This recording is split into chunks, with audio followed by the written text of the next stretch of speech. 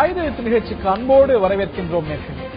UPA 3 போல நடக்கிறது இந்த தேசிய ஜனநாயக கூட்டணி அரசாங்கம், நரேந்திர மோடி அரசாங்கம் என்று ஏர்செல் மேக்சிஸ் விவகாரத்தை தொடர்ந்து இரண்டாவது நாளாக கையில் எடுத்திருக்கிறது அதிமுக. பிஜேடி, ஒரிசாவை சேர்ந்த பிஜேடியும் இந்த விவகாரத்தில் அதிமுகவோட தோளோடு தோள் நின்று இந்த விவகாரத்தை எழுப்பியிருக்கிறது. இரண்டாவது நாளாக பாராளுமன்ற முடக்கத்துக்கு இந்த விவகாரம் காரணமாக இருந்திருக்கிறது. மத்திய அரசாங்கத்துடைய செயல்பாடு இன்னும் இதை துரிதப்படுத்த வேண்டும் அப்படிங்கிற கோரிக்கை, குற்றச்சாட்டு இவற்றையெல்லாம் அடுக்கி ஏர்செல் மேக்சிஸ் விவகாரத்தை மையப்படுத்தி இன்று பாராளுமன்ற முடக்கத்துக்கு காரணமாக இருந்திருக்கிறது அதிமுகவுடைய செய்கைகள். இது குறித்த விவாதங்களும் நடைபெற்றிருக்கின்றன. திரு சிதம்பரம் மீது நடவடிக்கை எடுக்க வேண்டும், கார்த்தி சிதம்பரம் மீது இந்த ஒரு என்போர்ஸ்மெண்ட் டைரக்டரேட்டுடைய அமலாக்க பிரிவுடைய நடவடிக்கைகள், இவையெல்லாம் பல கேள்விகளை எழுப்புகின்றன என்று இந்த விவகாரத்தை மையப்படுத்தி புயலை அதிமுக நாடாளுமன்றத்தில் கிளப்பி இருக்கிறது. இந்த விவகாரத்துக்கு அதீத முக்கியத்துவத்தை அதிமுக இந்த தருணத்தில் கொடுக்க வேண்டிய அவசியம் என்ன?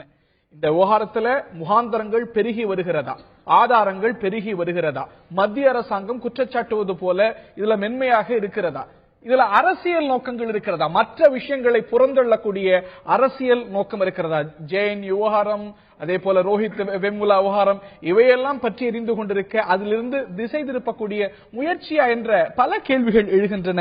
நேர்களே, அதிமுகவுடைய பார்லிமெண்ட் நடவடிக்கை கவன ஈர்ப்பா, காழ்ப்புணர்வா? இந்த நிகழ்ச்சியில் விவாதிப்போம். இந்த விவாதத்தில் நம்முடைய பங்கேற்கிறார்கள் காங்கிரஸ் கட்சியுடைய செய்தி தொடர்பாளர் திரு அமெரிக்க நாராயணன் அவர்கள், அவரை அன்போடு வரவேற்கின்றோம். பாரதிய ஜனதாவுடைய மாநில செயலர் திரு KT ராகவன் அவர்கள் இணைகிறார், அன்போடு வரவேற்கின்றோம். பத்திரிகையாளர் திரு ராதாகிருஷ்ணன் அவர்கள் இணைகிறார், அவரையும் அன்போடு வரவேற்கின்றோம். மற்றும் அதிமுகவிலிருந்து திரு மாஃபா பாண்டியராஜன் அவர்கள் இணைகிறார். நால்வரையும், திரு பாண்டியராஜன் அவர்களையும் இந்த நிகழ்ச்சிக்கு அன்போடு வரவேற்கின்றோம்.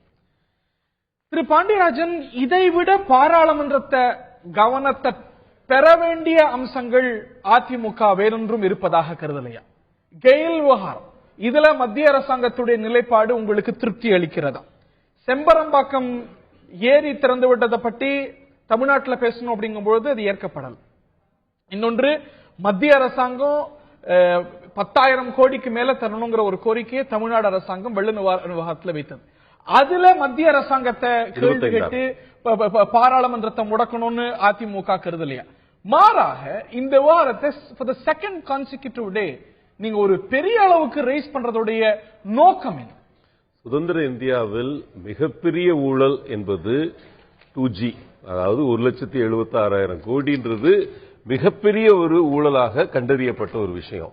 அதே மாதிரி ஏர்செல் மேக்சிஸ் ஊழல் என்பது இதுவரைக்கும் இப்ப பேசப்பட்ட 2011 இருந்து இது பேசிட்டு இருக்கிறாங்க, முயற்சிகள் எடுக்கப்பட்டு கொண்டு வருகின்றன. ஆனா இந்த அளவுக்கு எவிடன்ஸோட, சான்றுடன் 26 நிறுவனங்கள்ல கார்த்தி சிதம்பரம் அவர்களுடைய முதலீடுகள் இருக்கின்றன.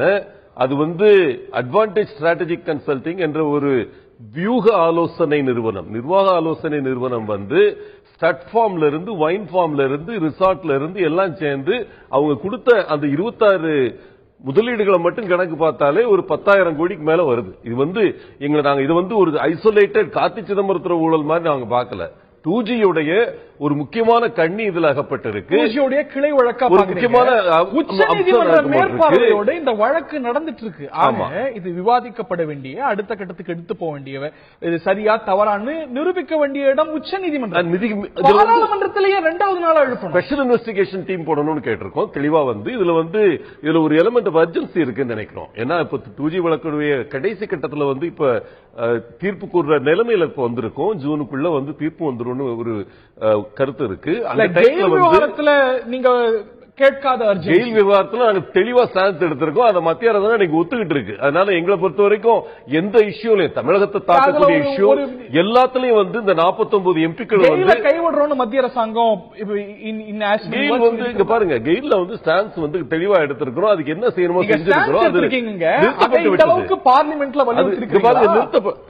தான் எல்லாத்தையும் எடுக்கணும்னு அவசியம் கிடையாது. நேரம் மத்திய அரசாங்கத்திட்ட மோடி அவர்களுக்கே நேரம் லெட்டர் கொடுத்திருக்காங்க. அவங்க அதுக்கு ஆக்ஷன் என்ன எடுத்திருக்காங்க இருக்காருன்னு சொல்லி இருக்கிறாங்க. அதனால வந்து அது போல இது வந்து புதிதா வந்த வழக்கு இல்ல. பாருங்க, இதுவரைக்கும் தமிழகத்துல இருக்கக்கூடிய கேட்டு கோர்ட்ல கேட்கலாம். தமிழகத்துல இருக்கக்கூடிய எல்லா இஷ்யூஸ்லயும் தமிழகத்துடைய உரிமைகளை பாதுகாக்கிறதுல இந்த 49 எம்பிக்களும் வந்து எல்லா விதமான அஸ்திரங்களையும் பிரயோகித்திருக்கிறாங்க. ஆனா இந்த இஷ்யூ பொறுத்த வரைக்கும் இன்னைக்கு இருக்கிற ஊழல்களே வந்து மிக அதிகமான ஊழல். இது போன்று கன்சிக்யூட்டிவா 2 நாள் பாராளுமன்றத்தில் வெல் ஆஃப் தி ஹவுஸ் அவையோட மைய பகுதிக்கு போய் அதிமுக எம்பிக்கள் எழுப்பி பெரிய பிரச்சனை கிளப்பிய ஒரு இஷ்யூ சொல்லுங்க. இல்ல, இதுவரைக்கும் வந்து நாங்க பொறுப்போட தான் இருந்திருக்கோம். ஆனா அதுக்குன்னு வந்து எங்க பொறுப்புணர்வு வந்து நீங்க வந்து you can't take it for granted. இன்னைக்கு வந்து இந்த இஷ்யூ வந்து இவ்வளவு கிரிட்டிக்கல் இஷ்யூன்னு இன்னைக்கு நாங்க மட்டும் இல்ல, ஒரு பிஜேடியும் சரி ஒரு மசோதா வரணும் அப்படிங்கிறது அதிமுகவுடைய கோரிக்கையா இருந்தது, எல்லாருடைய கோரிக்கையா இருந்தது. கடைசி நாள் வரைக்கும் போன கூட்டத்தொடர்ல வரல. அன்னைக்கு அவையுடைய மைய பகுதிக்கு போய் போராடலையே. இல்ல, இங்க பாருங்க, எந்த டயத்துல என்ன உத்தியை உபயோகிக்கணும்ன்றது ஒரு அரசியல் கட்சிக்கு உண்டான ஒரு உரிமை. இந்த பிரச்சனை பொறுத்த வரைக்கும் இன்னைக்கு இந்த இஷ்யூ வந்து நேஷனல் இஷ்யூ ஆயிருக்கு. இன்னைக்கு ஒரு அருண் ஜேட்லி வந்து அந்த இடத்துல கமிட் பண்ண முடிஞ்சிருக்கு. இன்னைக்கு வந்து கடைசியில வந்து விவாதத்துக்கு அளவு பண்ணாங்கல்ல. அது போல வெள்ள நிவாரணத்துல 25,000 கோடி கேட்கறோம் இல்லையா, அதுல வந்து ஒரு உறுதியா நின்று இது போன்று வெல் ஆஃப் தி ஹவுஸ் போனா கமிட்மெண்ட் கிடைச்சு 10 days வந்து 1000 கோடி கொடுத்துட்டாங்க. அடுத்த 10 நாள்ல 1000 கோடி கொடுத்துட்டாங்க. அடுத்து நான் கேட்டுக்கிட்டு இருக்கோம், தந்துட்டு இருப்பாங்க. ஐயா, அது நம்மளோட உரிமையா கேட்க வேண்டிய விஷயம். அதை கேட்டு வாங்கி இருக்கிறோம். அவங்க வந்து ரெஸ்பாண்ட் பண்ணி இருக்கிறாங்க. அதனால எங்களுக்கு வந்து அதுல பிரச்சனை கிடையாது. எங்களை பொறுத்த வரைக்கும் இன்னைக்கு இந்த இஷ்யூ வந்து இட்ஸ் ஆஃப் நேஷனல் இம்பார்ட்டன்ஸ். இது வந்து தேச துரோக குற்றமே குற்றலாம். இதுல வந்து அடிச்ச காசை வந்து இங்க பாருங்க, அடிச்ச காசை வந்து சவுத் ஆப்பிரிக்காலையும் பிரிட்டிஷ் வெர்ஜின் ஐலண்ட்லயும் தமிழ் இந்தியாவுடைய எப்படி கன்க்ளூஷன் இடி சொல்றாங்க, உங்க ஐடி சொல்றாங்க. ஐயா, சிஏஜி சொல்லிருக்கு. இங்க பாருங்க, கோர்ட்ல இருக்கு இந்த வழக்கு நிரூபிக்கிறதுக்கு எல்லா ஆதாரங்களும் சமர்ப்பிக்கப்பட்டிருக்கு. இந்த ஏர்செல் மேக்சிஸ் உடைய ஆதாரமான முடிவு வந்து எஃப்ஐபிபி முடிவு. அனந்த பத்மநாபன் நடத்துற மேக்சிஸ் நிறுவனத்தையும் திமுகவின் மனச்சாட்சி என்று அறியப்பட்ட முரசொலிமாறனின் மனச்சாட்சியான சிவசங்கரன் நடத்திய ஏர்செல் நிறுவனத்துக்கும் அந்த எஃப்ஐபிபி கிளியரன்ஸ் வந்து ஃபாரின் முதலீடு கிளியரன்ஸ் வந்து patently wrong ஃபைல் பண்ணிருக்காங்க. இங்க பாருங்க, மெரிட் விவாதிக்கப்பட வேண்டிய இடம் விவாதிச்சிட்டு இருக்கிற இடம் கோர்ட், சுப்ரீம் கோர்ட் ரொம்ப ஸ்லோவா விசாரிச்சிட்டு இருக்காங்க. அது நீங்க கோர்ட்ல போய் கேட்கணும், பார்லிமென்ட்ல கேட்டு என்ன பிரயோஜனம்? பார்லிமென்ட்ல கேட்டா மக்களுக்கு போய் சேரு. இப்ப அருண் ஜேட்லி வந்து ஆன்சர் பண்றாரு. எல்லாமே இன்னைக்கு பார்லிமென்ட் பேச வேண்டிய எவ்வளவு விஷயம் தமிழ்நாடு பிரச்சனை உட்பட இருக்கு. இது தமிழ்நாடு பிரச்சனை தான். இது தமிழ்நாடு பிரச்சனை. ஏங்க 10,000 கோடி வந்து ஒரு இன்வெஸ்ட் பண்ணிருக்காங்க, இந்த ட்ரெயில பிடிச்சிருக்காங்க. இது எடுக்கப்படாம இது வந்து அணுகப்படாமலே இருந்தா பரவாயில்ல. 2011ல இருந்து ரொம்ப ஸ்லோ அணுகப்பட்டு இருக்கு எங்களுடைய கருத்து. கோர்ட்ல எக்ஸ்பெக்ட் பண்ணி நீங்க இம்ப்ளிமெண்ட் பண்ணலாம். கோர்ட்ல எக்ஸ்பெக்ட் பண்ணிட்டு இருக்கோம், கோர்ட்ல எக்ஸ்பெக்ட் பண்ணிட்டு இருக்கோம். ஆனா மக்கள் இன்னைக்கு வந்து நீங்க தான் இத பத்தி பேசுற அளவுக்கு வந்தது காரணமே அதிமுக எம்பிக்கள் அங்க பேசுற பேச்சு தான். இது புது விஷயம் அல்ல, இது தொடர்ந்து பேசிட்டு இருக்கு. இது புது விஷயம். இங்க பாருங்க, அட்வான்டேஜ் ஸ்ட்ராட்டஜிக் கன்சல்டிங் என்ற நிறுவனத்துக்கு 10,000 கோடிக்கு மேல வந்து சொத்துக்கள் பல இடங்கள்ல இருக்கு, 14 நாடுகள்ல இருக்கு. அதுல வந்து டாக்ஸ் ஹேவன் எனப்படும் பிரிட்டிஷ் வெர்ஜின் ஐலண்ட்ல இருக்குன்றது புது விஷயம். ஓகே, இந்த புது விஷயம் வந்து மக்களுக்கு போய் சேரணும். ஈடியோட நடவடிக்கை எல்லாம் வந்து விஷயம் அது கோர்ட் ஏற்கனவே மானிட்டர் பண்ணிட்டு இருக்கு. சாப்பிடணும் தான் என்னோட 4 வருடங்களாக நடந்து கொண்டிருக்கும் ஒரு கேஸ்ல, அதுவும் வந்து 2G வழக்குல மிக முக்கியமான கண்ணி 36 நாடுகளுக்கு போய் தேடிக்கிட்டு இருந்தாங்க. இன்னைக்கு வந்து 14 நாடுகள்ல எங்க அந்த பணம் இருக்குன்னு தெரிஞ்சிருக்கு. இம்பார்ட்டன்ஸ்க்கு உள்ளான ஒரு விஷயம். Much more then national importance of international importance. Corruption கூடாத பார்லிமென்ட்ல எவ்வளவோ விஷயங்கள், இது போன்று செய்தித்தாள்கள்ல வந்த விஷயங்கள், இதே போன்று ஊழல் குற்றச்சாட்டு என உதிர்க்கப்பட்ட கருத்துக்கள் உதிர்க்கப்பட்ட நேரத்தில் பாராளுமன்றம் முடங்கி விவாதிச்ச விஷயங்கள் இருக்கும் பொழுது இது ஏன் பேசக்கூடாது? திரு நாராயணன், தெளிவாக சொல்றேன். இவங்க வந்து நீங்க பேச அவர் சரியா சொன்னார்தான். இதுவரைக்கும் நாங்க பொறுப்போடு நடந்து வந்தோம். அவரே ஒத்துக்கிறாரு, இன்னைக்கு பொறுப்பு இல்லாம பேசிக்கிட்டு இருக்காங்க. தவறு இல்ல. நீங்க கேட்ட கேள்வி நீங்க பேச நான் குறிப்பிடல, தயவு செஞ்சு குறிப்பிடாதீங்க. பல தயவு செஞ்சு வேண்டாம்.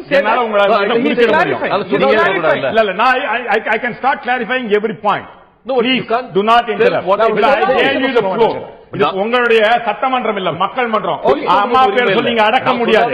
அவர் சரியான சபாநாயகரா இருப்பார் நம்புறேன். இந்த இதை இங்க கிட்ட வச்சுக்காதீங்க. உங்க சட்டமன்றத்தை இங்க கொண்டு வராதீங்க. கை காட்டுறீங்க. இந்த பாருங்க, குறுக்கிடலீங்க. தயவு செஞ்சு குறுக்கிடாதீங்க. I can make sure that you cannot talk. I can guarantee you that. அவர் கூட குறுக்கிட சொல்லாதீங்க. எங்கிட்ட பேசுறீங்க சார்? அவர் குறுக்கிடுறாரு, நீங்க அவர் சொல்ல வேண்டியதானே? Can I interrupt? will you permit me? ஏன் இவ்வளவு டென்ஷன் ஏன் சார் அவர் குறுக்கிடுறாரா? இது உங்களுக்கு பழக்கமா போயிடுச்சுங்க. நாங்க பேசச்சே மத்த கட்சிகளை குறுக்கிட விடுறது உங்களுக்கு பழக்கமா போயிடுச்சு. ஏன் அவர் கேட்கறது இவர் நாராயணன் பேசாம இருந்தாரு, நீங்க பேசாம ஒரு வார்த்தை சொன்னீங்களா? ஒரு வார்த்தை சொன்னீங்களா? பேச போறோமா?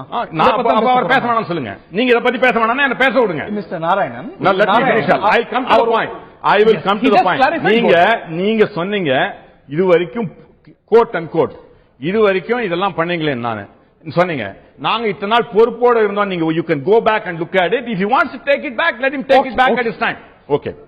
இரண்டாவதாக, அதாவது இந்தியாவில் இருக்கிற முதலமைச்சர்கள் இன்று குற்றம் சாட்டப்பட்டு தண்டிக்கப்பட்டு சிறைக்கு சென்று வந்த முதலமைச்சர் அதை சார்ந்த கட்சி சொல்வது ஈயம் பித்தளையை பார்த்து ஈயம் தங்கத்தை பார்த்து சொல்லுவாங்க. அதுக்கு அடுத்த கேள்வி வெரி சிம்பிளா இல்ல அதாவது இவர் சொன்னதுல எது உண்மைன்னு பாருங்க. அட்வான்டேஜ் என்ற கம்பெனிக்கு இன்னைக்கு இன்றைய தேதியில இவர் படிச்சிருப்பாரு. ஆனா எப்படி எதை சொல்லாமல் இருக்கணும்ன்றதுல வல்லவர்கள் அவர்கள், எதை மறைத்தவர்கள் என்று இன்றைக்கு என்னன்னா மேட்ச் பிக்சிங் நடந்துக்குது. இவங்களுடைய கேஸ் சுப்ரீம் கோர்ட்ல வரப்போகுது. ஆனால் அதற்கு ஆளும் கட்சியினுடைய மோடி அவர்களுடைய துணை தேவை.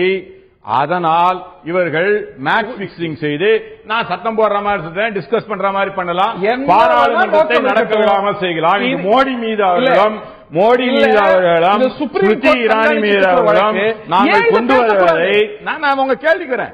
நாங்கள் கொண்டு வரும் குற்றச்சாட்டை இன்று கொண்டு வரக்கூடாது, மக்கள் மத்தியிலே சொல்லக்கூடாது. மோடி அவர்கள் எப்படி அந்த குஜராத்திய முதலமைச்சருக்கு சட்டத்தை மீறி 120 கோடி நிலத்தை மக்கள் மத்தியில் வரும்போது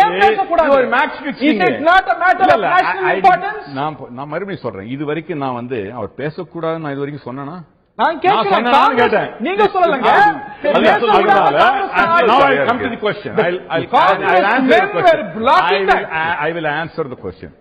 தெளிவாக சொல்கிறேன். இந்த கம்பெனிக்கும் கார்த்தி சிதம்பரம் அவர்களுக்கும் எந்த தொடர்பும் இல்லைன்னு அவர் சொல்றாரு, நான் சொல்ல. ஒன்று. இரண்டாவதாக அதாவது ஒருவர் தெளிவாக அவர் சொல்றாரு, அவருடைய கம்பெனிக்கெல்லாம் ஆர்பிஐல ஐடி டிபார்ட்மெண்ட்ல ரெஜிஸ்ட்ரார் ஆஃப் கம்பெனிஸ்ல ஃபைல் பண்றாரு. ஒரு மணி லாண்டரிங் பண்றதுன்னா அவங்க தெளிவாக இந்த கம்பெனிக்கு என்னென்ன ஆசெட்ஸ் இருக்குன்னு சொல்லிருக்காங்க. இந்த அரசு தான் இன்றைக்கு தமிழகத்தை சேர்ந்தவரை அதிமுக அரசும் மத்தியில அவர்களுடைய மேட்ச் பிக்ஸ்ட் அரசு மேட்ச் பிக்ஸ் அரசு இவங்க மோடி அரசு இருக்கிறது. அப்படி இருக்கு. ஏன் 20 மாதத்துல ஒன்று செய்யல? இரண்டாவதாக இவர் சொன்னாரு, இந்த இதுல 2006 இருந்து இவர் அட்வான்டேஜ்ல 25 லட்சம் அவர் தெளிவா சொன்னாரு.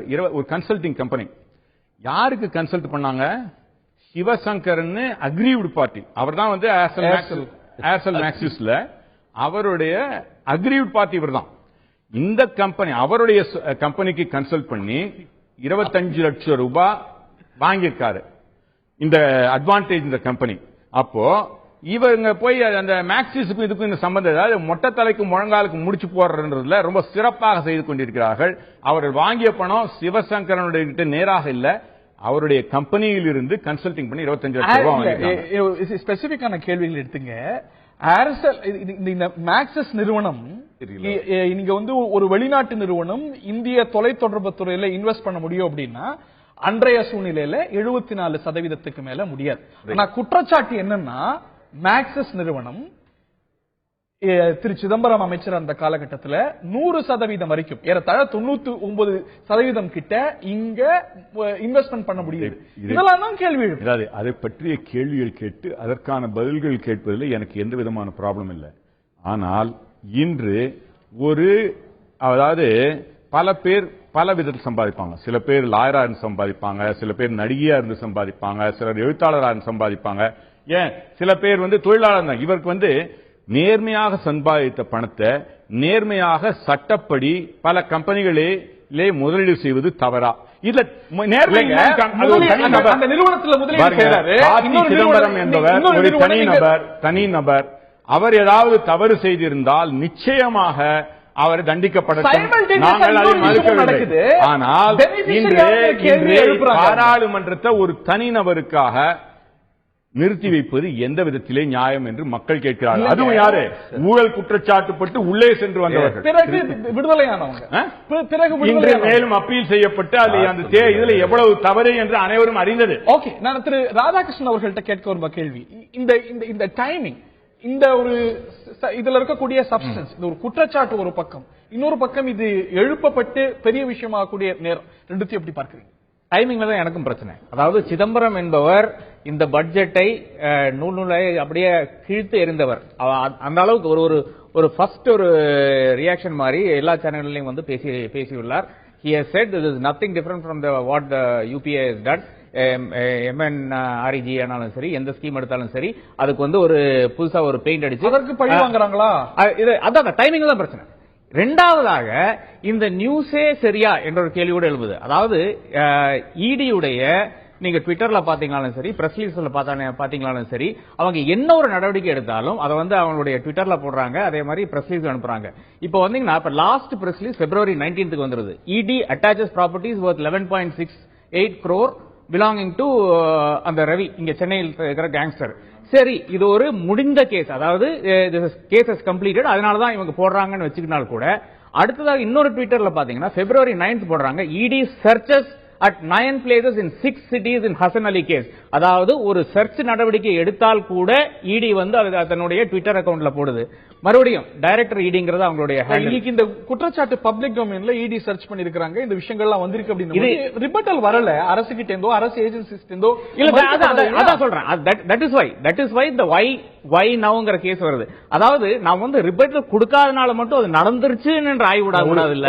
பார்லிமென்ட் வரைக்கும் வந்த ஒரு விஷயம், ஆமா, பாராளுமன்றத்துல வரைக்கும் விவாதிக்கப்பட்டு பார்லிமென்ட்ல எப்படி வந்து பேசின ஒரு விஷயம், ஆமா, மறுக்கப்படல. அப்படிங்கும்போது அது நடந்திருக்கிறதுக்கான வாய்ப்பு நிறைய இருக்கு. இல்ல அதெல்லாம் அங்கதான் ஒரு சூழ்ச்சிங்கிறது. பாராளுமன்றத்துல எப்படி ரைஸ் செய்யப்பட்டதுன்னா, ஒரு நியூஸ் பேப்பர் எடுத்து காமிச்சு இந்த பத்திரிகையில் இந்த செய்தி வந்திருக்கிறதே தான் ஆரம்பிக்கிறாங்க. நியூஸ் பேப்பர்ல வந்திருக்குன்னு தான் லலித் மோடி விவகாரமே ஆரம்பிக்கப்பட்டது. நியூஸ் பேப்பர்ல வந்திருக்கேன்னு தான் இல்ல பல ஊழல் குற்றச்சாட்டுகள் வந்து ஊழலா மாறி பெரிய பூதாகரமா. இன்னும் கேட்கிறேன், பாராளுமன்றத்தில் நானும் ஒரு மீடியாவை சேர்ந்தவன், அதே மாதிரி எத்தனையோ மீடியாக்கள் இருக்கு. ஏன் ஒரு மீடியாவிலும் இது வரல? ஏன்னா கார்த்தி சிதம்பரம் அவ்வளவு பெரிய ஆளுகளா? ஒரு ஹிந்துவே, ஒரு இந்தியன் எக்ஸ்பிரஸ், ஒரு டைம்ஸ் ஆஃப் இந்தியாவெல்லாம் விலக்கி வாங்குற அளவுக்கு அவ்வளவு பெரிய ஆளுகளா? இன்றைய சூழ்நிலையில் இவங்க யாரும் அவ்வளவு பெரிய ஆளு கிடையாது. இந்த நியூஸ்லயே பிரச்சனை இருக்குன்னு என்னுடைய இது கருத்து. இந்த ஒரு என்போர்ஸ்மென்ட் டைரக்டரோட ரேடியோ இல்லாட்டி இது பண்ணதையோ, இது தவறான, அப்படி ஒரு நிகழ்வே நடக்கல அப்படின்னு யாரும் இருக்கலையே. அதான் நீங்க ஈடு கேட்டீங்களா? சிதம்பரம் பட்ஜெட்டை பத்தி சொன்னதை சொல்றீங்க, அதுக்கும் இதற்கும் என்ன சம்பந்தம்? அதாவது இப்ப சிதம்பரம் மேல பிரஷர் போட்டா he will keep quiet. இதுதான் it is coming out in a roundabout way. அந்த பிரஷர் போடுறது யாருன்னா, சிதம்பரம் போலவே இந்த பட்ஜெட் சரியில்லைன்னு சொன்னா ஜெயலலிதாவுடைய அதிமுக. இல்ல அதான் that is the next part of it. அதாவது பாஜகவும் ஏடிஎம்கேயும் ஒரே டீம். அது சமீப காலத்துல எத்தனை அரசியல் தலைவர்கள் ஜெயலலிதா சந்திச்சிருக்காங்க? எனக்கு தெரிஞ்சு 2 பேர். ஒன்னு அருண் ஜேட்லி, இன்னொன்னு வந்து மோடி. வேற ஒரு தலைவர் சந்திச்சிருக்காங்க. ஷீலா தீக்ஷித் ஒரு நிமிஷம். பாஜகவில் இருந்து வந்து ஏன் சந்திக்கிறார்கள் என்றால், அருண் ஜேட்லிக்கும் ஜெயலலிதாவுக்கும் ஒரு வரலாறே இருக்குது என்றால் வைப்பது அருண் ஜேட்லி அங்கம் வைக்கக்கூடிய அரசு மேல இந்த அரசாங்கம் வெண்மை காட்டுது. கடைசியில் அருண் ஜேட்லி எப்படி முடிக்கிறாருன்னா, we will not take sides, nobody will be protected அப்படின்னு சொல்லிட்டு, இது வந்து பிஜேபி அங்கங்கள் இந்த பிரச்சனையை முன்வைக்கவில்லை, ஏடிஎம்கே இந்த பிரச்சனையை கொண்டு வருது. BJP is replying to that contention. இதெல்லாம் ஸ்டேஜ் இதை பார்த்தா இவங்களுக்கு ஒரு அதிமுகவுக்கு வெஸ்டர்ன் இன்ட்ரெஸ்ட் இருக்குன்னு வச்சு உங்களுக்கு சந்தேகம் எழுப்புது.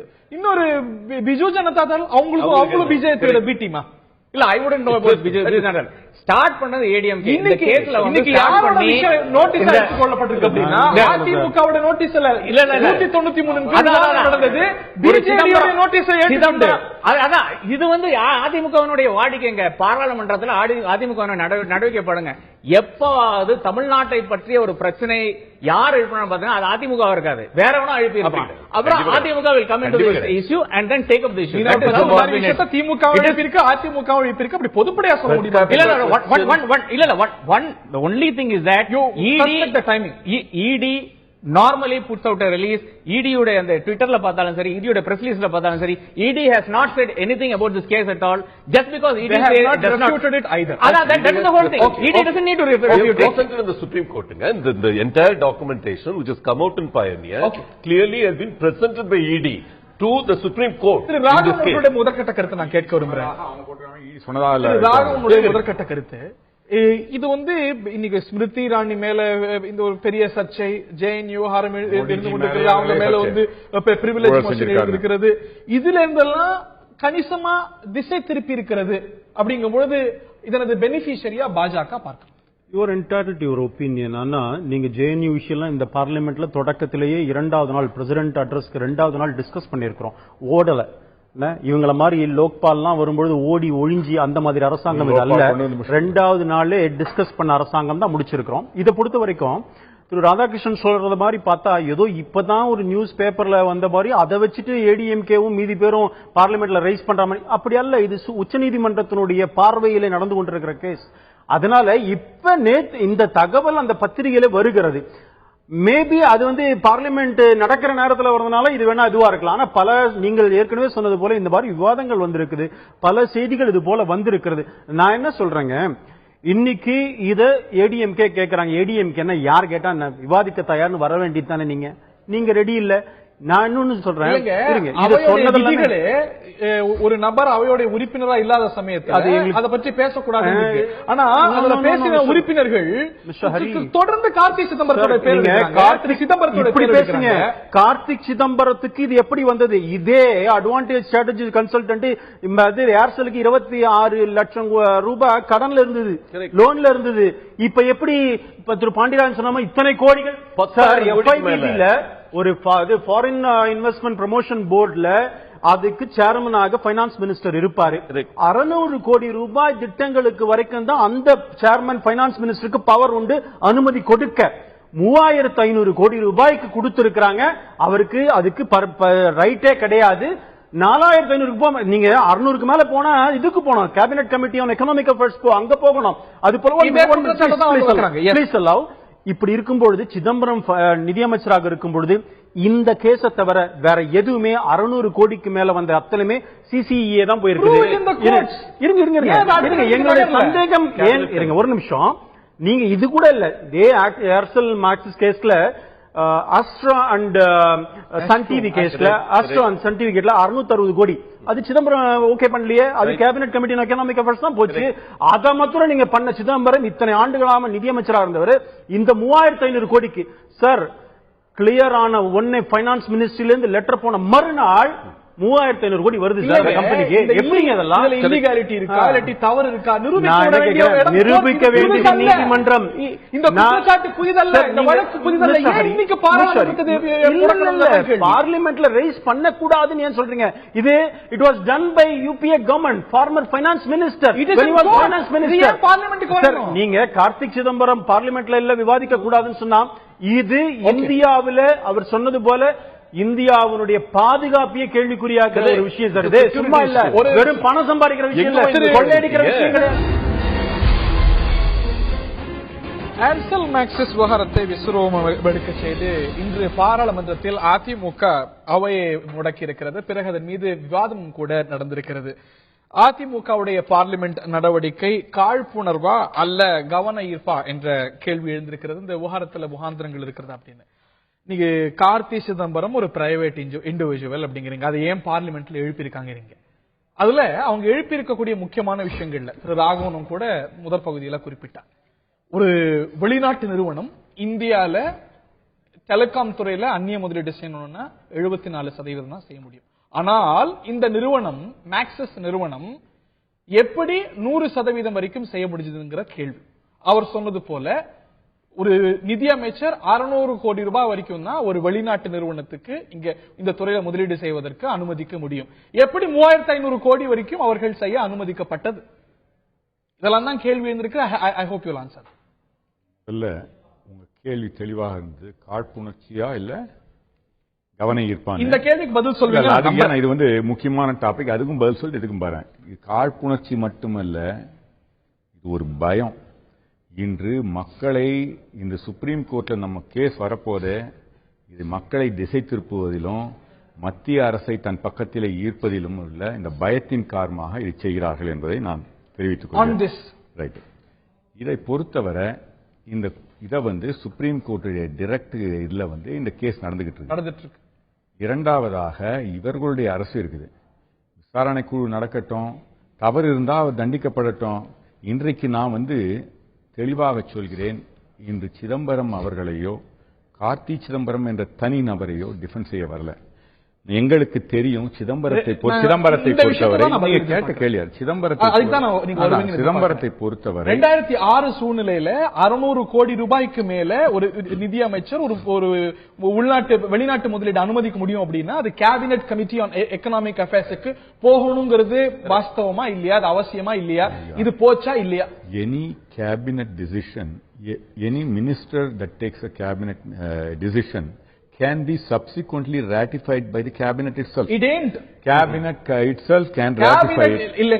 இல்லங்க நான் என்ன கேக்குறேன், இப்போ வந்து let us say நீங்க உங்க கம்பெனில வேலை செய்யுங்க. உங்க கம்பெனியோட இன்ட்ரெஸ்ட், நாட்டோட இன்ட்ரெஸ்ட்ல அவர் செஞ்சிருக்காரு. உங்க கம்பெனியோட இன்ட்ரெஸ்ட்ல நீங்க செய்றீங்க. உங்க அளவுக்கு மீறி, உங்க அப்ரூவலுக்கு மீறி செஞ்சா கூட கம்பெனி அதை ராட்டிஃபை பண்ணலாம், போர்ட் ஆஃப் டைரக்டர்ஸ் ராட்டிஃபை பண்ணலாம். அதே போல cabinet itself can later on ratify if necessary. இல்ல, அதாவது அவர் என்ன காரணத்துக்காக செய்தார் என்று என்னால சொல்ல முடியாது. நான் எப்படிங்க சொல்ல முடியும்?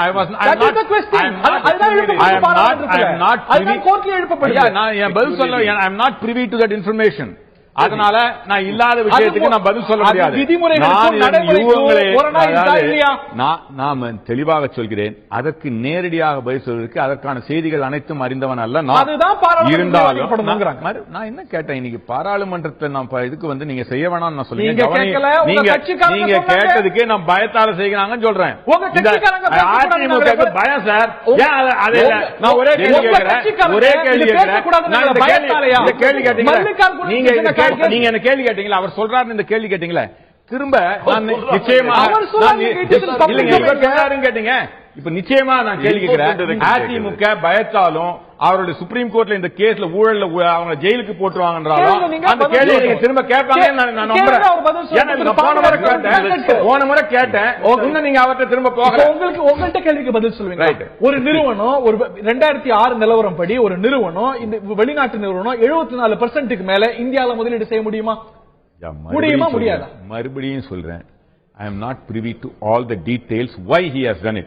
என்னை பொறுத்தவரை சிதம்பரம் அவர்கள் என்றைக்குமே அவர் வந்து இந்திய நாட்டை உலக அரங்கிலே தலை தூக்கி நிற்க செய்தவர். அவர் தவறு செய்யக்கூடிய வாய்ப்பு மிக குறைவு. அப்படி இருந்தால் அவர் இந்த நாட்டின் நன்மைக்காக ஒரு வெளிநாட்டு நிறுவனம் தொலைத்தொடர்பு துறையில அன்றைய சூழ்நிலையில முதலீடு செய்ய முடியாத போது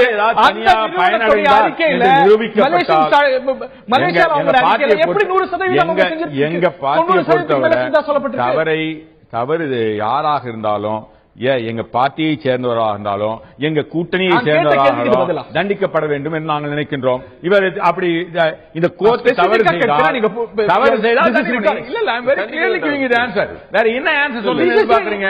74% அப்படின்னா 74% தவறுனா கோர்ட் பாத்துக்கிட்டு இருக்குங்க. பாராளுமன்ற குழு அமைச்சு விசாரிக்கட்டும். Let them parliamentary committee. Minister of State pecuniary powers உண்டு. மினிஸ்டர் ஆஃப் ஸ்டேட் இவ்வளவுதான் பண்ண முடியும். கேபினெட் மினிஸ்டருக்கு இவ்வளவு பவர்ஸ் உண்டு. 600 கோடி ரூபாய் வரைக்கும் தான் பண்ண முடியும். கிடையாது, இது தப்பு. Cabinet committee on economic affairs சொல்ல முடியும், பண்ண முடியும். இங்க பாருங்க, சார் பிரைம் நான் என்ன கேக்குறேன், அவருடைய டெலிகேட்டட் பவர் சார் இன்டர்ஃபியர் பண்றீங்க.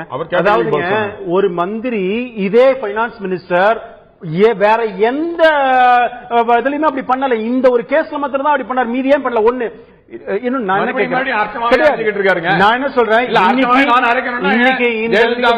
What is this sir? இருங்க, இந்த மாதிரி விஷயங்களை இன்னைக்கு வந்து டைவர்ட் பண்றாங்க, ஏடிஎம்கே பிஜேபி டைவர்ட் பண்றாங்க கேட்டா சார், இஷ்யூ வந்தா நீங்க சொல்றீங்க ஒரு இஷ்யூ வந்தா அதை டைவர்ட் செய்வதற்காக இன்னொரு இஷ்யூ லாஜிக்காவது இருக்கு.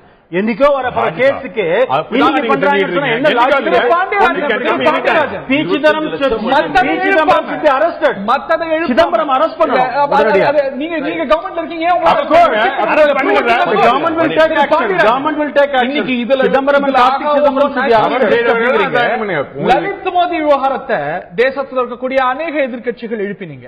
அதுல உங்களுக்கு முகாந்திரம் இருப்பதா தெரியலையா? இன்னைக்கு பாராளுமன்றத்திலேயே அதிமுக அவ்வளவு அமைதியா இருந்தது, இதை ஏன் எழுப்புது?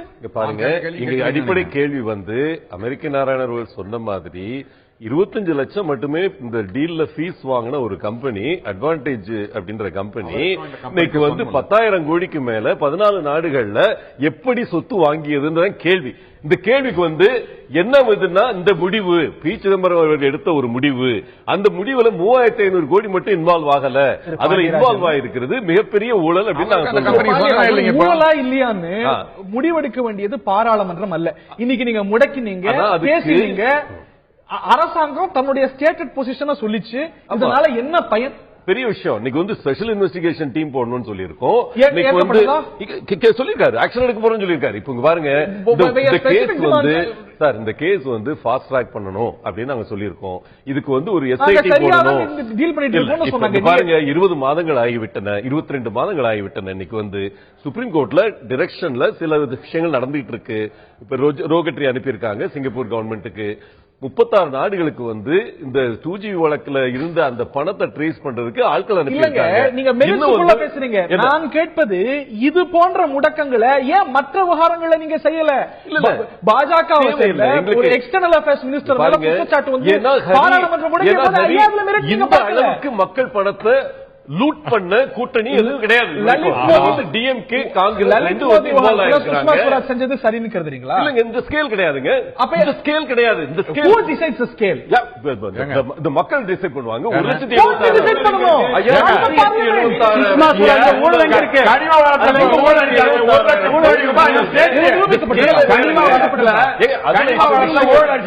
ஐயா, அதுல பாருங்க, லலித் மோடி கேஸ்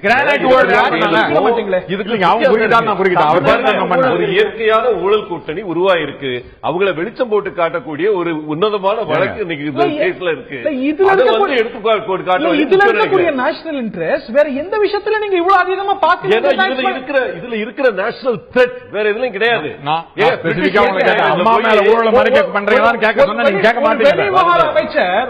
நீங்களே கரெக்டா கேட்கலாம் சார். நீங்க மத்தவங்க கேட்கறதுக்கு நேரம் கேட்கறீங்களா? நீங்க என்ன கேட்கறீங்க? That is your question. Yes, that's my question. But he asked a question. You can answer the question to me. Pandiarajan ஒரு வெளிவார கேள்வி கேட்கல தயக்கம் இருக்கு. செக்ரட்டரியா கூட கேட்காம, உங்களுடைய ஃபாரின் செக்ரட்டரியா கேட்காம ஒருவருக்கு இன்னொரு நாட்டு டிராவல் டாக்குமெண்ட் கொடுக்கிறது உங்களுக்கு நேஷனல் இன்ட்ரெஸ்டா படலையா? அதுல ஒரு ஹியூமனிடேரியன் ஆங்கிள் இருக்கு. அவங்க எக்ஸ்பிளைன் பண்ணிருக்காங்க. இங்க பாருங்க, லலித் மோடி அந்த ஸ்கேலும் இந்த டிஎம்கே காங்கிரஸோடைய 2G ஸ்கேலும் 100 மடங்கு வித்தியாசங்க.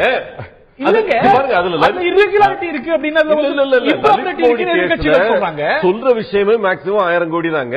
இதுல 17 மடங்கு. இதுல ஒரே ஒரு விஷயம் பண்றேன். இவர் திரும்ப திரும்ப 2G சொன்னாரு. முதல் தடவை சொல்லச்சே சொன்னாரு 1,76,000 கோடி ஊழல்னு சொன்னாரு. ஆமா, இழப்பு ஊழல். உங்களுக்கு புரியலையா? நீங்க புரிஞ்சுதான் பேசுறீங்க. அது ஊழல் சொல்லையா? ஊழல்ங்கிறது தவறான வார்த்தை. உங்க அம்மா பண்ணது ஊழல், அது பேர் ஊழல். இது பேர் ஊழல் கிடையாது. இந்த இதுல கர்நாடகா கோர்ட்ல எவ்வளவு தவறு இருக்கு நீங்க சுப்ரீம் கோர்ட்ல போயிருக்கா இல்லையா? 2G கேஸ்ல தீர்ப்பு வந்துருச்சா? இல்ல, ஆனா இல்ல அவர் சொல்ற, அவர் சொல்கின்ற CAG ராய் இன்னைக்கு அவங்களுக்கு ஒரு நல்ல பதவியை தூக்கி கொடுத்திருக்காங்களே, இந்த மாதிரி போய் சொன்னார்னு அவரே அவர் ஊழல்னு சொல்ல. உண்மையை ஊழல் சொன்னாரா? ராய் ஊழல் சொன்னாரா?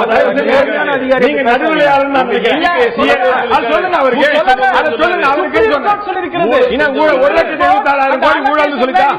நான் கேட்ட கேள்வி 1,76,000 கோடி ஊழல் சொல்லிட்டா அவர் 1,76,000 ஊழல் சொல்றாரு. அதை நீங்க பதிவு செய்ய வேண்டிய உங்களுடைய பொறுப்பா இல்லையா?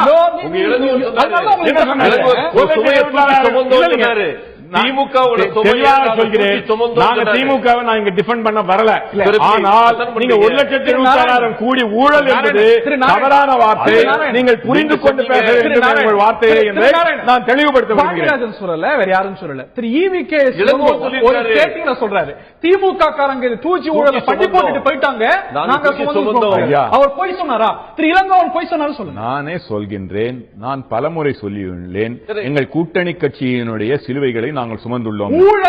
நான் சொல்கின்றேன் அவர் 1,76,000 கோடி ஊழல் சொன்னாரா? 1,76,000 கோடி ஊழல் சொன்னாரா? அதான் நான் சொல்றேன். 1,76,000 ரொம்ப தெளிவா இன்னைக்கு இல்ல சார், அவர் மாதிரியோ மற்றவர்கள மாதிரியோ முன்னுக்கு பின் முரணா பேசவில்லை. நேஷனல் டிவில சொல்லிருக்கேன் ஊழல் நடந்திருக்கு, ஆனா இவங்க சொல்றாங்க மேம்படுத்துறேன்னு சொல்லிருக்கேன். ஊழல் நடந்திருக்கு, கொஞ்சம் நடந்திருக்கு. ஆமா, உங்களை மாதிரி உங்க அம்மா மாதிரி கனிம வள அளவுக்கு நான் ஊழல் பண்ணிட்டேன். 1,00,000 கோடி ஆச்சுங்களே, 1,00,000 கோடி ஆச்சுங்களே. ஊழல் நடந்திருக்கு அப்படின்றது கொஞ்சம் குறையா.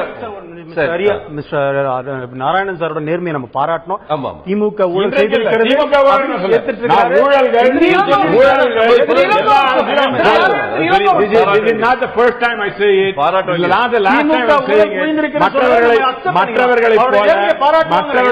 மற்றவர்களைப் போல நாம் பொய் சொல்வதில்லை. நிச்சயமாக அதிமுக கனிம வளத்தை பார்க்கலாம், 1,00,000 கோடியா இருக்கட்டும், அது ஊழல், அது ஊழல், அது ஊழல். இது அவர் சொன்னார் 1,76,000 கோடி ஊழல் பொய் சொல்றாரு. புரிஞ்சிக்காம சொல்றாரு. ஐயா, ₹1 ஊழல் தான் தப்பு தப்பு தான். ஆனா இந்த அம்மா 1,00,000 கோடி ரூபாய் பண்றாங்க. அதான் அந்த கேள்வி ஏன் கேட்க மாட்டேங்கிறீங்க? உங்களுக்கு தெரியும், ஏன்னா அதிமுக பத்தி கேள்வி கேட்பதில் உங்களுக்கு ஒரு தயக்கம் இருக்குது. அந்த அம்மா இதே கேள்வியை திரும்ப வார்த்தைக்கு வார்த்தை உபயோகப்படுத்தி என்ன கேட்டீங்க. இதே கேள்வி நீங்க என்ன கேட்க மாட்டீங்களே? ஏன்னா உங்களுக்கு என்று ஒரு அஜெண்டா இருக்குது, வைக்கிறீங்க, வைங்க. மக்கள் பார்த்து அதுக்கு அடுத்த கேள்வி அவற்றை வச்ச கேள்வி எல்லாம் அம்மா ஊழலை பத்தி கேளுங்க சார். நீங்க கேளுங்க, உங்களோட சர்டிபிகேட் உங்கள்கிட்ட சொல்ல வேண்டியது கடமை. ஏன்னா திரும்ப திரும்ப கேள்வி நீங்க சொன்னதுனால அந்த கேள்விகள் இவை. 1,76,000 கோடி ஊழல் திரு ராதாகிருஷ்ணன், இதுல மெரிட்ஸ் எதுவுமே இல்லைன்னு கருதுறீங்களா? பிகாஸ் இன்னைக்கு அவங்க எழுப்பியிருக்கக்கூடிய விஷயங்கள் எப்படி 74% தான் ஒரு நாடு ஒரு வெளிநாட்டு நிறுவனம் இன்வெஸ்ட் பண்ணும்போது 100% எப்படி அவங்களால சூழல் இருந்தது, எப்படி FIPB ரோட்ல இந்த மாதிரி ப்ரொசீஜரல் கேள்விகள் எல்லாம் கேட்கறாங்க. Yes of course these are இந்த கோட் பழைய கேள்விகள் அப்படினாலும் கூட அதுல மெரிட்ஸ் துளியும் இல்லைன்னு கருதுறீங்களா? நாம மெரிட்ஸ் பத்தி இங்க பேசவே இல்லை. நாம ஏன் ஒரு கேஸ் இந்த தருணத்துல இந்த இடத்துல ஏன் பாராளுமன்றத்துக்கு வருதுன்னு மட்டும்தான் டைமிங் மட்டும் தான் நான் கொஸ்டின் பண்ணேன், வேற ஒண்ணுமே நான் கொஸ்டின் பண்ணல. ரெண்டாவதாக ஏன் பாக்கி இருக்கிற மீடியாக்கெல்லாம் அது கிடைக்கலன்னு ஒரு பிரச்சனையும் வருது. அது ஏன் அதான் நம்ம முடிச்சுறேன். அதாவது இதே விவகாரத்தை டிசம்பர் மாசமோ ஜனவரி மாசமோ இதன் முன்னேற்றத்தை ரிப்போர்ட் பண்ண 100 மீடியா ரிப்போர்ட்ஸ் காட்ட முடியும். இல்ல நான் இதுதான் சொல்றேன். அதாவது சுப்ரீம் கோர்ட்ல ஒரு இது தாக்கல் பண்றாங்க, அந்த தாக்கல் பண்ண அந்த கான்பிடென்ஷியல் ரிப்போர்ட் ஒரே ஒரு பத்திரிகையில் மட்டும் வருது. இதுதான் அந்த அங்க தாக்கல் பண்ணது என்ற ஒரு துவனியோட அது வருது. அது எப்போ வருது? பாராளுமன்றம் பட்ஜெட் முடிந்த நாள் வருது. இதுதான் பிரச்சனையை தவிர வேற ஒன்றும் பிரச்சனை இல்லை. அதே மாதிரி தான் ஒவ்வொரு கேஸும் ஏன் ஒரு தருணத்தில் வருது, இன்னொரு தருணத்தில் ஏன் வர மாட்டேங்குது, அதுல ஒரு பாலிடிக்ஸ் இருக்கு. கேட்கலாமே, லலித் மோடி விவகாரம் ஒரு பாராளுமன்ற முந்தைய தருணத்துல வருது. நிச்சயமாக அந்த மாதிரி நிறைய விஷயங்கள் பார்லிமெண்ட் சமயம் இருக்கும்போது அப்படி நீங்க after the budget has been presented, இது ஒரு நாள் முன்னாடி வந்தா கூட நான் எதிர்கட்சிகள் போன பட்ஜெட் ஒரே ஒரு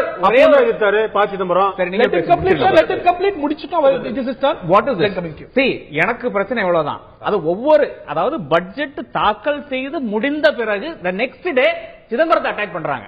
அதனால என்ன ஆகுது? இந்த மாதிரி அதாவது பட்ஜெட்ல இருந்து இந்த மாதிரி ஃபோக்கஸ் மாறி போகுது, பட்ஜெட்ல இருந்து ஃபோக்கஸ் மாறி போகுது, JNU இருந்து ஃபோக்கஸ் மாறி போகுது, இஷ்யூல இருந்து நிறைய இஷ்யூஸ்ல இருந்து ஃபோக்கஸ் மாறி போகுது. அது ஒரு பக்கம் இருக்கு. ரெண்டாவது பாருங்க, இது எவ்வளவு கிளவரா மேனேஜ் பண்றாங்க பாருங்க. எவ்வளவு கேஸ்கள், what case comes to the fore. இப்ப ஏர்செல் மேக்ஸ்னு ஒரு கேஸ் இருக்கு, இங்க டெலிபோன் லைன்ஸ்ல இன்னொரு கேஸ் இருக்கு.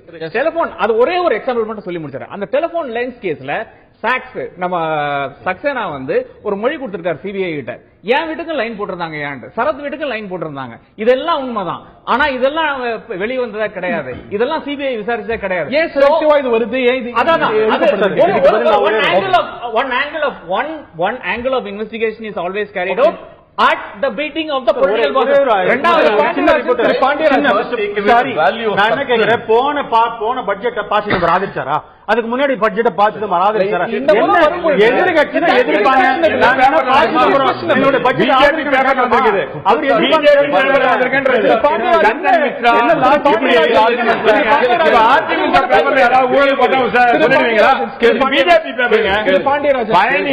பிஜேபி பேப்பர், சந்தன் மித்ரான்றது பிஜேபி ஓனர். குற்றச்சாட்டின் ஆழத்தையும் வீரியத்தையும் இது என்ன டைமிங்ல வந்ததுன்றது வந்து எடுத்துறாது. முதல் நான் சொல்ல வேண்டிய விஷயம், இது வரைக்கும் அண்ணன் வந்து ரொம்ப நேரம் பேசிட்டாங்க ராதாகிருஷ்ணன். ஆனா இது வரைக்கும் ஒரு வார்த்தை கூட குற்றச்சாட்டுல வந்து வீரியம் இருக்கா இல்லையான்னு பேசல.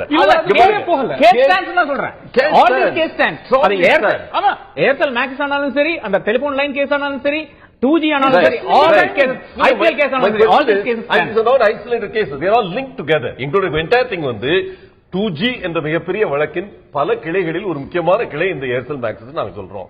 இதுக்கு வந்து 10,000 கோடிக்கு எவிடன்ஸ் கிடைச்சிருக்கு. இன்னைக்கு இந்த எவிடன்ஸ் வந்து ட்ரெயில்ல அவங்க எடுத்துக்கிட்டு இருக்க பணம் எங்கிருந்து எங்க போச்சுன்னு 220 கோடியை பிடிக்கிறதுக்கு இவ்வளவு கஷ்டப்பட்டாங்க. 5 வருஷம் கஷ்டப்பட்டாங்க. கலைஞர் டிவிக்குள்ள வந்து 220 கோடி அவங்க வீட்டுல ரெய்டு பண்ணி தாங்க முடியலன்னா ஒரு 18 வருஷம் டிலே ஆகுது ஒரு கேஸ். அது சுப்ரீம் கோர்ட்ல இருக்கு. அத பத்தி ஏன் பிரச்சனை வர மாட்டேங்குது? அதாவது இந்த இவர் கொண்டு போட்டு 18 வருஷம் ஜெயலலிதாவுடைய ஹெல்த் கேஸ் வந்து சுப்ரீம் கோர்ட்ல போய் நிக்குது. அத பத்தி யாரும் கேட்கலையே. ஆனா எனக்கு ஒரே ஒரு மகிழ்ச்சி என்னன்னா ஃபைனலி இவ்வளவு வருஷத்துக்கு அப்புறம், ஒரு 15 வருஷத்துக்கு அப்புறம் ஃபைனலி ஏடிஎம்கே ஏதோ ஒன்னு செஞ்சதே பார்லிமெண்ட்ல சொல்லி நியூஸ்ல வரப்போகுது. அதான் முதல்ல கேட்டேன், திருப்பி அதான் கேட்க வருவேன். இந்த அளவுக்கு பெல் ஆஃப் தி ஹவுஸ்ல போய் வேற எந்த விஷயத்துக்கும் மக்களை பற்றி அக்கறை கிடையாது. மக்களை பற்றி அக்கறைப்படாத ஒரு அரசு. ஒரு ஜல்லிக்கட்டை பத்தி இவ்வளவு பேசுறாங்களா எடுத்துக்கிட்டீங்கன்னா இந்த 49 பேர் தான் அதிகமா கேள்வி கேட்டவங்க. அதை ஞாபகம் வச்சுக்கோங்க.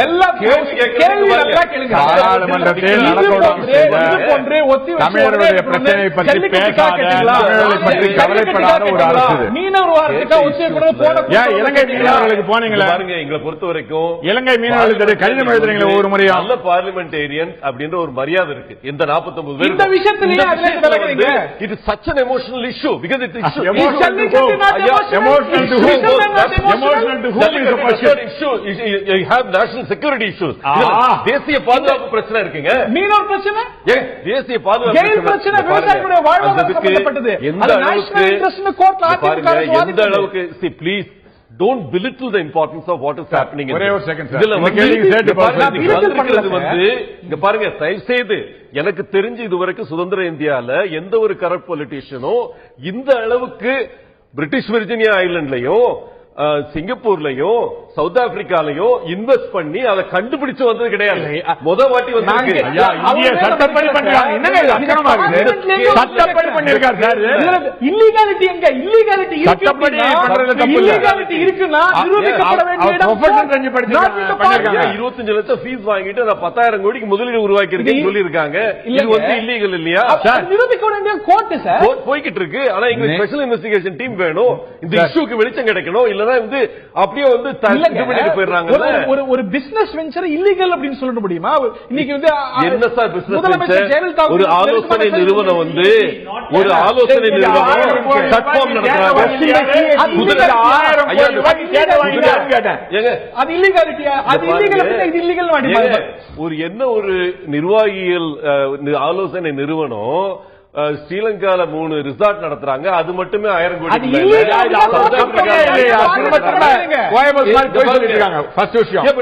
இவங்க கொண்டு வந்த பேப்பர் சார், அவர் பேசிக்கிட்டே இருக்காரு.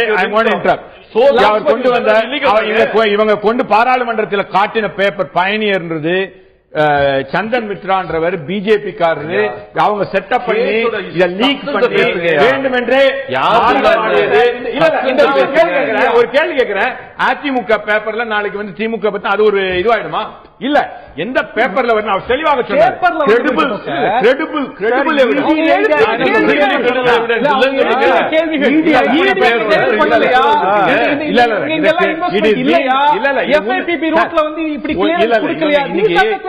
இடி ரைட் பண்ணத பத்தி இடி லீக் அவுட்னு அவங்க சொல்றாங்க. அது உண்மையா இல்லன்னு இடி ரைட் பண்ணி காட்டுறாங்க. நீங்க யார வேணாலும் கூப்பிடலாம் கோர்ட்டுக்கு.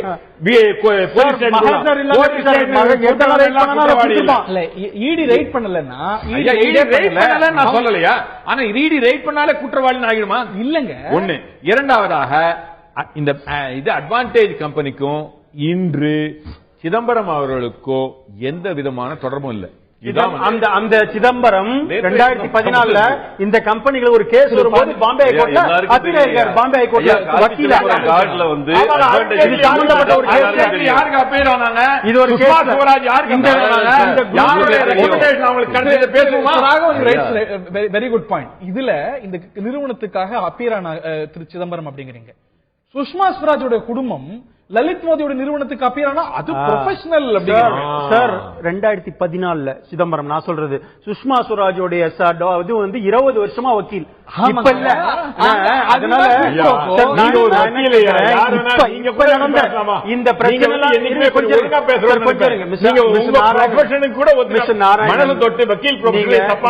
நான் சரியா தான் பேசுறேன். நீங்க ஒரு வக்கீல் சார். இந்த சப்ஜெக்ட் 40 நிமிஷம் பேசாம இப்படியே லங்கடி பண்றது என்ன? Congress cannot differ. நீங்க இத நேரடியாக பதில் சொல்ல முடியாது. மனசு உறுத்துது. அதனால தான் சப்ஜெக்ட் நேரவே வர மாட்டேங்குது. நான் என்ன கேக்குறேன், நான் 2014ல இவர் அப்பீல் ஆயிருக்காரு. ஒண்ணு என்னோட பாயிண்ட் என்ன தெரியுமா? நீங்க வந்து இது இவர் சொல்ற லாஜிக்கே இல்லாத பாயிண்டா இருக்குது. என்னைக்கோ வரப்போற ஒரு வழக்குக்கு முன்னாடி டைவர்ட் பண்றாரு. JNU இஷ்யூ நான் ஏற்கனவே முதல்ல சொன்னா நாங்க டிஸ்கஸ் பண்ணோம். வெரி நெக்ஸ்ட் டே டிஸ்கஸ் பண்ணி இருக்கிறோம். ஓடல காங்கிரஸ் மாதிரி ஓடல. அதனால நான் என்ன சொல்றேன், அரெஸ்ட் பண்றாங்க. இவ்வளவு எவிடன்ஸ் பாருங்க, அரெஸ்ட் பண்ணாம இருப்பாங்க. பாருங்க இந்த தேசத்தை துண்டாடுவேன்னு சொல்ற எவனா இருந்தாலும் அரெஸ்ட் பண்ணனும்னா இன்னும் நீங்க போய் டாக்டர் பண்ணுங்க. உங்களுக்கு டாக்டர் பண்ண தெரியாதானே? டாக்டர் நீங்க வந்து பல கேஸ் இத டாக்டர் பண்ணிருக்கீங்க. நீங்க மீடியால இது வீடியோ டாக்டர் பண்றீங்க. நீங்க டாக்டர் பத்தி பேசுறீங்க. மிஸ்டர் நாராயணன் ரெஸ்ட்லெஸ் ஆகாதீங்க.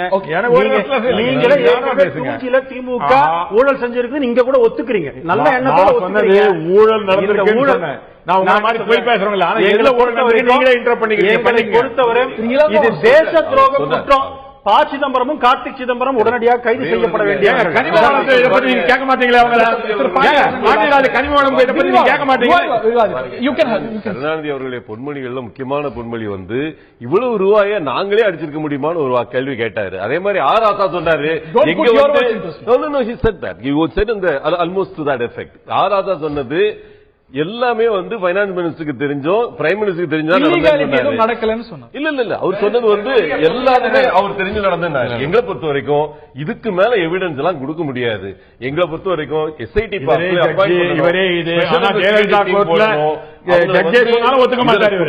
புரிந்தவர்களை உடனே அதுக்கு தக்கன ஏற்பாடு செய்யணும் எங்களுடைய இது மக்கள் மன்றத்துக்கு வரணும். 10,000 மக்கள்